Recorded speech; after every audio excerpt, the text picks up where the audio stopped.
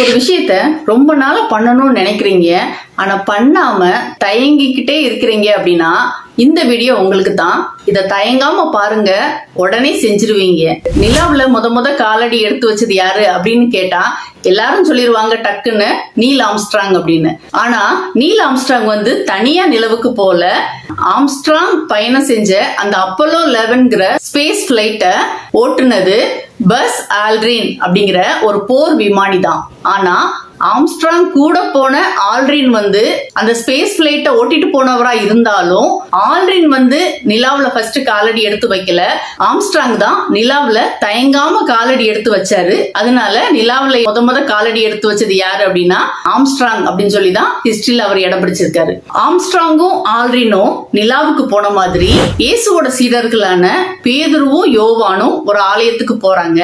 அங்க பிறவிலேயே சப்பானியான ஒருத்த உட்கார்ந்து இருக்கான். பேதுரு கூட போன யோவான் அந்த சப்பானி மேல கை வைக்கல. ஆனா பேதுரு அந்த பிறவி சப்பானி மேல கைய வச்சு அவனை பிடிச்சு தூக்கி விட்டதுனால அவன் எழுந்து நடந்துட்டான். இன்னைக்கும் இந்த பிறவி சப்பானி நடந்தாங்கிறது பேதுரு செய்த அற்புதங்கள்ல தான் வருது. இதே மாதிரி உங்க கூட இருக்கிறவங்க, உங்க கூட பழகிறவங்க, உங்க கூட பயணிக்கிறவங்க ஒரு விஷயத்த செய்யாம இருக்கிறாங்க அப்படிங்கிறதுக்காக நீங்களும் அதை செய்யாம இருக்கணும்னு அவசியம் இல்ல. நீங்க நினைச்சதை செய்யுங்க, தயக்கத்தை தூக்கி எறிங்க, தைரியமா பண்ணுங்க. புது காரியங்களை செய்யும்படி உங்க கைகளை வைங்க. நீங்கள் கையிட்டு செய்யும் காரியங்களை எல்லாம் கர்த்தர் ஆசீர்வதிப்பார். புது எல்லைகள்ல கால் வைங்க. நீங்கள் கால் மிதிக்கும் தேசம் எல்லாம் கடவுள் உங்களுக்கு கொடுப்பார். சோ இனிமே தயங்காம வை ராஜா வை. தயக்கத்துக்கு பாய் பாய்.